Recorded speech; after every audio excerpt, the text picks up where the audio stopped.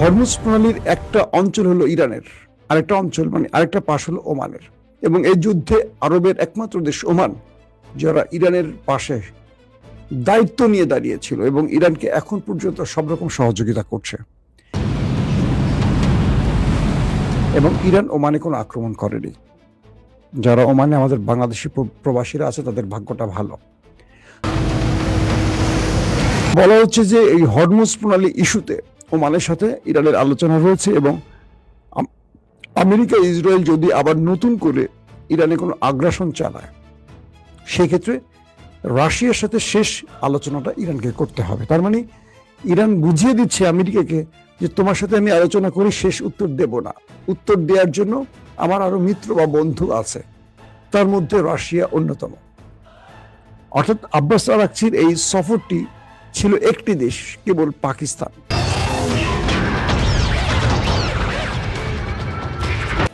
হঠাৎ করে তার সফরে দুটো দেশ যুক্ত হয়ে গেল, ওমান এবং রাশিয়া। এতে করে আবার নতুন করে টেনশনে পড়ে গেছে আমেরিকা যে কেন আব্বাস আরাকচি দুটো দেশের সফরে যাচ্ছেন। দর্শক,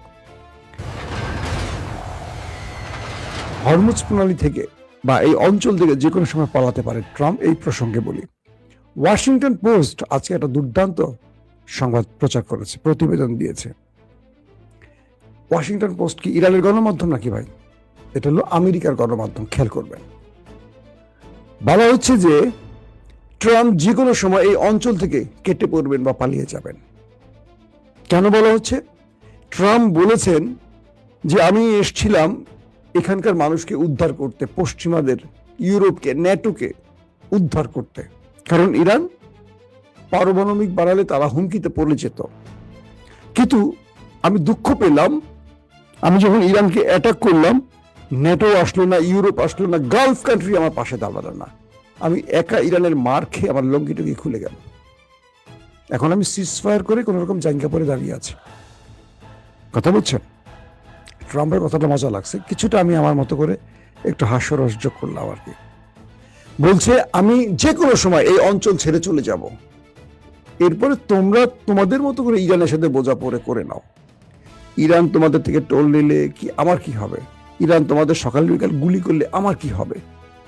আমি এই বিষয়ের আগেও নাই পরেও নাই, যে কোনো সময় আমি এই অঞ্চল ছেড়ে চলে যাব। মানে আর যুদ্ধ করবো না, কিচ্ছু না। ইরানের সাথে এই বিষয়ে আর কোনো আলোচনাই আমার দরকার নাই। আমি আমার টিম গুছাই টুছে আমি চলে যাবো আমেরিকার দিকে। বাকিরা তোমরা বুঝে নিও ইরানের সাথে। ইউরোপ বলছে, মিস্টার ট্রাম্প, কে তোমাকে বলছিল যুদ্ধ করতে? আর কে তোমাকে আমাদেরকে সতর্ক করতে বলছে যে ইরান, তুমি চলে গেলে ইরান আমাদের গলা টিপে ধরবে?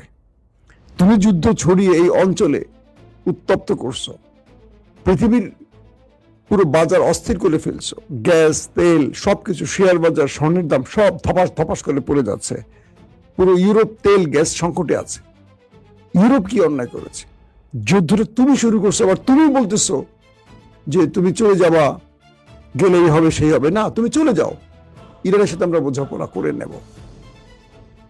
তো এই ওয়াশিংটন পোস্টের এই প্রতিবেদনের অর্থ এটা বোঝা যাচ্ছে যে মিস্টার ট্রাম্প যে কোনো সময় আনঅফিসিয়ালি বলবে আমি আর যুদ্ধ করবো না, আমি চলে গেলাম, শেষ। তিনি লেজ টেস গুটিয়ে চলে যাবে, এইটা মোটামুটি ইঙ্গিত পাওয়া গেছে।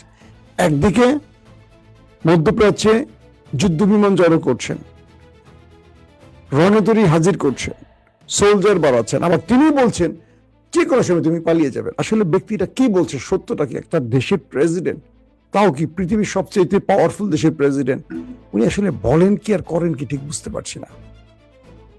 দুটো বিষয়, একদিকে তার যুদ্ধের আভাস মিলছে, চীন তার জনগণকে সরিয়ে নিচ্ছে, অন্যদিকে তিনি বলছেন যে কোনো সময় আমি চলে যাব, আমি আর কারো পরোয়া করি না, আমি এসেছিলাম সবার মঙ্গলের জন্য ইরানকে সার্চ করে, কেউ আমার পাশে দাঁড়ালো না। এখন ইরানের সাথে তারা বুঝে নেক, ইরান কি করবে না করবে সেটা ইরানের ব্যাপার, আমি চলে যাব।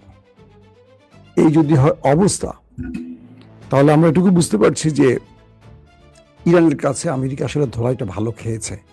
তাই ট্রাম্প যত বড় হুমকি দিচ্ছেন, ভিতরে তত বেশি ভয় পাচ্ছে ইরানকে, এটা মোটামুটি নিশ্চিত। তবে ট্রাম্পকে আবারও যুদ্ধে নামাবার জন্য সর্বোচ্চ চেষ্টা করছে নেতানিয়াহু। কাল রাতেও তিনি ট্রাই করেছেন, পারমিশন পাননি।